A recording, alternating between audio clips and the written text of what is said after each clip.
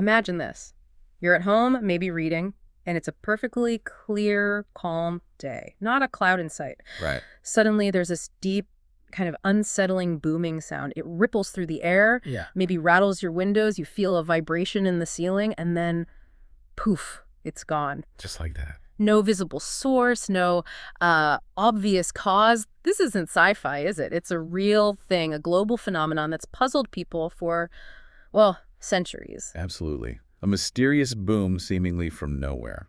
Okay, let's unpack this. Today we're taking a deep dive into the fascinating world of skyquakes. Sounds good.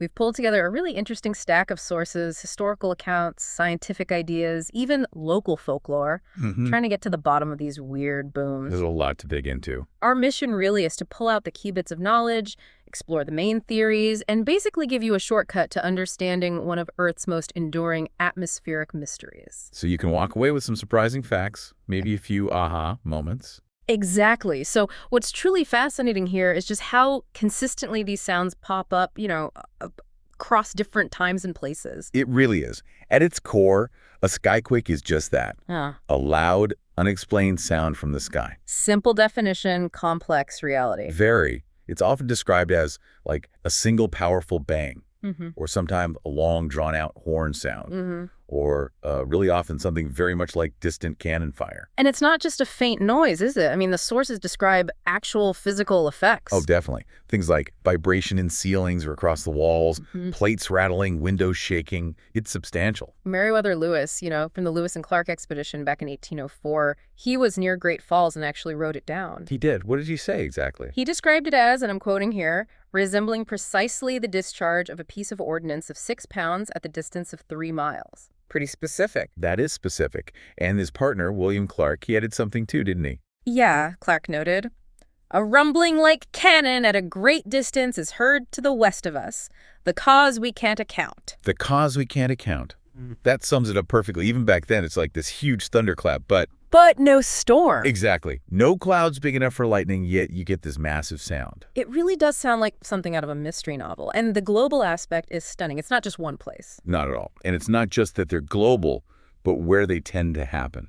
That's a key piece. Okay, so where are we talking about? Give us the world tour of Skyquakes. All right, well, stepping back, you find reports from almost everywhere. The cold North Sea, Canada's Bay of Fundy, Okay. all the way to humid places like Japan, Indonesia. Then you've got Colombia, Italy, Finland, Australia, Ireland, India, the U.S., of course. The list goes on. Wow. But here's the really interesting pattern. They are very, very often reported in areas close to lakes and other big bodies of water. Lakes and water. Huh. That seems important. It feels like a major clue, yeah. Yeah. Not just a random occurrence. Yeah. So it's global, often near water. Which makes you wonder, if it's so universal, what do different cultures actually call it? There must be tons of local names. Oh, absolutely. And the names themselves are fascinating. They tell stories. Like what? Well, in Bangladesh, they're called resemble guns. In France, you hear bombe de mer or canon de mer. Sea bombs or sea cannons. Makes sense if they're near water. Exactly. In Japan, it's uminari, Uminari. What's that mean? cries from the sea. Quite poetic, isn't it? Yeah, that really paints a picture. What about elsewhere? The Dutch and Belgians say mist pofers or zeepo effers. Mist or sea poofs, basically. Guys poofs. Okay. And here in the U.S., especially around New York's Finger Lakes, like Seneca and Cayuga, Yeah. they're famously called the guns of the Seneca, or just Seneca guns. Ah, the Seneca guns. I've heard that term. Yeah, it's probably one of the best-known names. You also hear general terms like fog guns, water guns, and in Latin America, Spain, silamoto. Silamoto. Skyquake. Literal translation. Pretty much. What all these names show is people grappling with this, trying to describe this powerful, weird sound for ages. And the history backs that up. Lewis and Clark in 1804 is early for the U.S., but these sounds go back way further. Right. Way further, and across the globe. We have accounts from an Adriatic island in 1824, tons from Australia, Western South Australia. They were heard really often on calm summer days in places like Lough Neagh in Northern Ireland, coastal Belgium. So not just dramatic events, sometimes just part of the summer. Seems like it in some places. And there's this really interesting early account from North America. Early white settlers were told by the Haudenosaunee Iroquois. The native people there. Yes. They said the booms were the sound of the Great Spirit continuing his work of shaping the earth. Wow. That's a really powerful interpretation, connecting it to creation itself. It is. And it's interesting how this stuff even filters into popular culture. Those terms, mispoofers and Seneca guns, they had a big boost from James Fenimore Cooper. The author, Last of the Mohicans. That's the one. Yeah. He wrote a short story in 1850 called The Lake Gun. It was all about the sounds at Seneca Lake. Really cemented those names. So literature picks it up, and there's also a connection to seismic stuff, right? Earthquakes. Yes, definitely. That's another big piece of the puzzle. The booms were reported back in 1811 during those massive New Madrid earthquakes in the U.S. Okay. And again in 1886 after the Charleston earthquake. So it's not just atmospheric. There seems to be a link to the earth shaking, too, sometimes. Right. So, okay, we've got these sounds, the real, global, centuries old, lots of names, linked to water, maybe earthquakes. But the million-dollar question, the really fascinating part, what actually causes them? Yes. The big question. Because nobody's definitively pinned it down to one single thing, have they, despite all this time? That's exactly the challenge. And it's why Skyquakes remain such a persistent mystery. The main scientific thinking now is that, well, given how long they've been reported and how varied the situations are, Yeah. it seems really likely they happened for more than one reason. There probably isn't just one cause. Okay, so multiple possible explanations. Right. We can sort of group the ideas into a few main buckets. First, let's talk geophysical explanations, stuff related to the Earth itself. All right. Ground-up theories. What are we talking about? Well, one common idea is meteors. Moderate-sized ones hitting the lower atmosphere. They create sonic booms. Like a natural sonic boom. Exactly. And if it happens above thick clouds, you might not see the meteor flash, but you definitely hear the boom travel down. Okay, that makes sense. What else from the Earth? Then there's gas.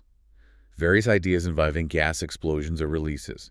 Could be natural gas escaping from vents underground. Or, and this connects back to the lake's biogas. Think of all the decaying plants and stuff at the bottom of deep lakes like Cayuga and Seneca. Over millennia, that builds up. Right. Lots of organic gunk down there. Exactly. And if that trapped biogas suddenly bursts free, boom. A lake burp, essentially. Sort of, yeah. Very loud one. Also, maybe less volatile gases from limestone decay in underwater caves could explosively release. And it's not just gas, right? Caves themselves. Right, underwater caves could collapse. That sudden collapse could push water or air, creating a pressure wave that hits the surface like a bang. A water hammer effect, almost. Something like that. And of course, volcanic activity, near volcanoes, eruptions, or even just underground magma movement could cause booms. Makes sense. And you mentioned earthquakes earlier. Yes, shallow earthquakes are a really strong contender, especially for localized booms. Our sources point out they can generate powerful sound waves, but with very little ground shaking felt nearby. So you'd hear the boom, but not necessarily feel the quake. Precisely. Only heard near the epicenter. And finally, in this category, sometimes it could just be avalanches, natural ones, or even the ones triggered for safety control. Big snow movements make big sounds. Okay, that covers a lot of ground-based possibilities. What about stuff happening above us? In the air? Or even space? Right, that takes us to atmospheric and solar phenomena. Some simple explanations first. Maybe just distant thunder carrying much further than usual. Oh. Or loud sounds from strong winds causing damage somewhere else, maybe trees falling, that kind of thing. The sound just travels. Okay, mundane explanations. But there's more complex atmospheric stuff, too. Oh, yeah. This is where it gets really interesting. The concept of atmospheric ducting. Ducting, like an air duct. How does that work for sound? Kind of. Imagine the atmosphere isn't uniform. It has layers, different temperatures, different humidity levels. Okay. Sound waves hitting these layers at the right angle can get trapped between them. They bounce along, essentially channeled, over huge distances without losing much energy. Like sound caught in a tunnel in the sky. Exactly. So a thunderclap way, way off, or even powerful ocean waves breaking far offshore on a calm day. That sound could get ducted right to your location. And sound like it's right overhead, even though the source is miles away. Wow. It's a plausible way to explain how sounds travel so unexpectedly far sometimes. Wild. Are there even more out there theories, like cosmic? There are hypotheses, yeah. Some Yeah. look at solar activity, coronal mass ejections, CMEs. Those huge eruptions from the sun. Exactly. They blast plasma-charged particles into space. When this hits Earth's magnetic field, it creates shock waves in the upper atmosphere. Like a space sonic boom. Sort of. These events accelerate particles incredibly fast, nearly half the speed of light sometimes. They definitely cause auroras. Right, the northern lights. But and this is the key but, scientists haven't yet proven that this energy transfer is forceful or abrupt enough at ground level to cause the specific kind of boom we hear in skyquakes. So a possible link, but not confirmed for the sound itself. Correct. And some researchers also consider subtler things, like maybe resonance from solar or Earth magnetic activity somehow inducing sounds. Still very much in the hypothesis stage. Okay. And then, of course, in our modern world, we have to think about us. Human causes. Absolutely. That's the third category, human-caused. The most obvious one today is supersonic aircraft. Sonic booms from jets. Yeah. Military planes breaking the sound barrier, maybe training flights people aren't aware of. That creates a huge boom that travels far. Could explain recent reports, definitely. For sure. Well, Also things like military cannon practice, or maybe large-scale blasting for construction or mining. but, and this is the big point, none of that explains Lewis and Clark, or the Barisal guns, or the Seneca guns from centuries ago. Precisely. Human causes are valid for some modern events, but they can't be the whole story because the phenomenon is so much older than that technology. Which brings us back to the idea that it's likely multiple causes. Exactly. It really highlights why most researchers think skyquakes aren't just one thing. It's probably a mix, maybe meteors in one case, gas release in another, atmospheric ducting for a third. So we've explored all these angles: meteors, gas, caves, quakes, weird atmospheric tricks, even solar flares and jets. The big takeaway seems to be it's complicated. It is. There's no single neat answer that ties it all up. Nature seems to have multiple ways of making these mysterious booms. It must be incredibly tough to figure out the specific cause for any single event you hear. Extremely. You need instruments right there, right then, measuring everything from seismic activity to atmospheric conditions to magnetic fields.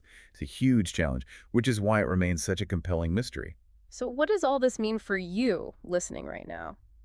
Well, it means that even today, with all our science and satellites, there are still fundamental mysteries about our own planet, our own atmosphere, that we don't fully get.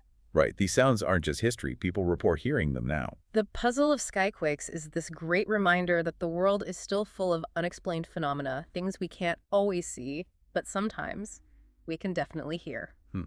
Makes you listen a bit closer. Yeah.